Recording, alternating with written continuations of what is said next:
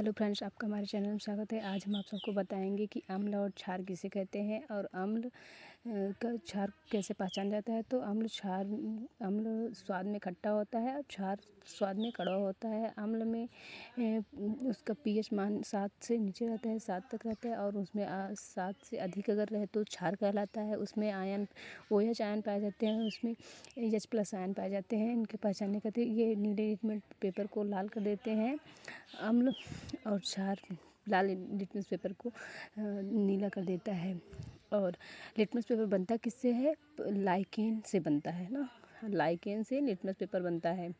तो पीएच देख सकते हैं दोस्तों, पीएच मान। और उसके बाद देखिए कुछ ऐसे सब्जियां फल होते हैं जिसमें कौन सा अम्ल पाया जाता है, ये देखते हैं। खट्टा दूध, दही, लैक्टिक अम्ल, टार्ट्रिक अम्ल, इमली, कच्चा अंगूर, ऑक्जेलिक अम्ल, टमाटर, मैलेइक अम्ल, सेब, साइट्रिक अम्ल, नींबू, संतरा, एसिटिक अम्ल, सिरका, फार्मिक अम्ल, लाल चींटी के डंक, कार्बनिक अम्ल, कोल्ड ड्रिंक। देख सकते हैं दोस्तों, इतना था। अब पढ़ते हैं आगे हम लोग रोग के बारे में। कौन से ऐसे रोग होते हैं जो जन्मजात होते हैं और एक उपार्जित रोग होते हैं। तो अनुवांशिक रोग जो जन्मजात होते हैं, उपार्जित रोग जैसे संक्रामक रोग और असंक्रामक रोग। तो 2 प्रकार के होते हैं उपार्जित रोग। कौन कौन से होते हैं देख दो दोस्तों, आगे देख सकते हैं यहाँ पे। जैसे वर्णांधता, कलर ब्लाइंडनेस, यानी कि एक संक्रामक रोग है। ये कौन सा वर्णांधता कौन सा रोग है? ये संक्रामक रोग है। असंक्रामक यानी कि कौन कौन से संक्रामक रोग में आते हैं, कौन कौन से असंक्रामक रोग में आते हैं, उसके बारे में जानते हैं।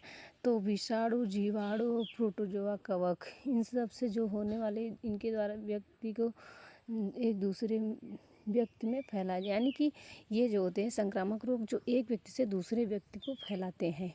संक्रमण तभी तो फैलता है, जैसे कि एक व्यक्ति बैठा है, खांस रहा है, छींक रहा है, उससे उसको भी हो जाती है।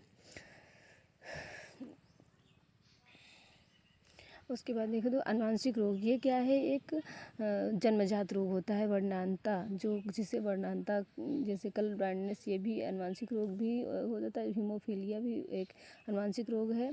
जैसे लाल और हरा रंग की पहचान नहीं कर पाते हैं। वर्णांधता में लाल और हरे रंग का पहचान नहीं कर पाते हैं, और दोनों गुणसूत्र या प्रदूषण से होता है। अक्सर करके स्त्रियां इसके ज़्यादा शिकार होती हैं। हीमोफीलिया जो चोट लगने पर रक्त का थक्का नहीं बनता है। मुख्यतः पुरुष और स्त्रियां दोनों इसके वाहक होते हैं। और एक होता है टर्नर सिंड्रोम, ये खास करके स्त्रियों में होता है। जैसे शरीर प्रायः अल्प विकसित, शरीर जो है अल्प विकसित हो जाता है, और छोटा वक्ष छोटा तथा जननांग अविकसित होता है। इससे स्त्रियों में बांझपन की समस्या देखी जाती है। अब देखें दोस्तों, जीवाणु द्वारा होने वाले रोग जैसे टिटनेस, ये सब जीवाणु द्वारा होते हैं। Typhoid, salmonella typhi. और उसके बाद देखिए दोस्तों, हैजा, ये कौन से वायरस की वजह से? विब्रियो कॉलेरिया आँख की प्रभावित करता है। लगातार दस्त और उल्टी आती है हैजा में। काली खांसी, होमोफिलस और प्रभावित श्वसन तंत्र में ये प्रभावित करता है। लगातार इसमें खांसी आती है, जिसको काली खांसी के नाम से जानते हैं। क्षय रोग यानी कि टीबी, माइकोबैक्टीरिया की ट्यूबरकुलोसिस, यानी कि इसका फुल फॉर्म है ट्यूबरकुलोसिस।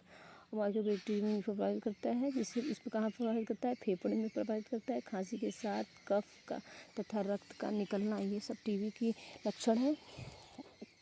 उसके बाद एनीमिया, डिप्लोकोकस निमोनी को ये किसको प्रभावित करता है? ये भी फेफड़ा को प्रभावित करता है। इसमें तेज बुखार, फेफड़ों में सूजन आदि तरह की बीमारियां फैल जाती है, जिससे पता चलता है कि निमोनिया, यानी कि जैसे निमोनिया अक्सर करके भी बच्चों में और बाकी सब में होता है। कोढ़, माइकोप्लाज्मा।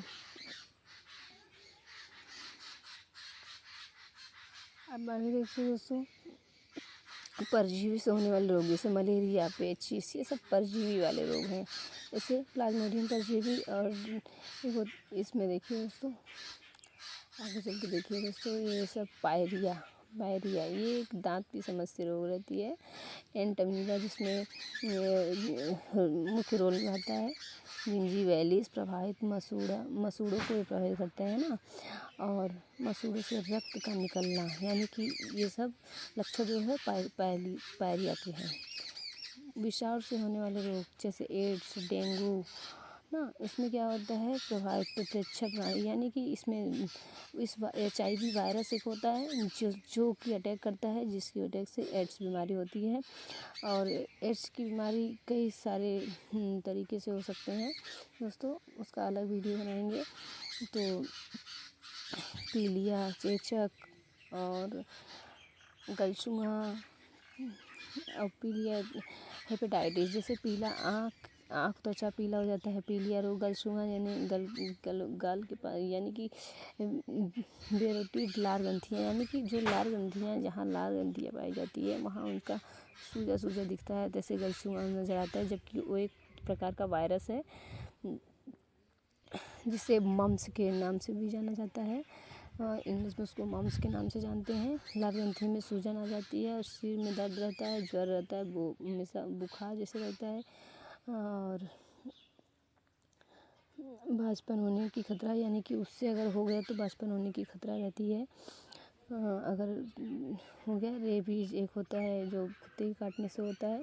हाइड्रोफोबिया नामक रोग होता है, इसमें रेंडो वायरस होता है, प्रभावित तंत्रिका तंत्र होती हैं, और पागल कुत्ता यानी काटने से होता है। रोगी पागल हो जाता है, पीड़ित ज्वर, भय, मांसपेशियाँ तथा श्वसन तंत्र, लकवा, बेहोशी, बेचैनी आदि ये सब आने लगता है, जिससे लगता है कि हमें यानी कि ये कुत्ते के काटने की जो बीमारी की वजह से सुई जो लगती है उसे ज़रूर लगवाया करिए। और जैसे दमा, दर्द, गंजापन, खाज, एथलीट, ये सब सारे हैं कवक की बीमारी हैं, जो फफूंदी टाइप होते हैं, जिसके जो कि एक दूसरे जो किसी अन्य पे निर्भर रहते हैं दमा। तो ये कवक जो है, कवक की सारी बीमारियां हैं। गंजापन, खाज, खुजली एक जगह फफूंदी की तरह रहता है। अन्य रोग जैसे कैंसर, कोशिका यानी कि देखिए दोस्तों, ये सब सारे रोग के बारे में है। आगे देखो दोस्तों, उपचार के मौसम में इसकी रेडा, यानी कि इसके उपचार क्या क्या हैं। Carcinoma, sarcomas, leukaemia, lymphomas.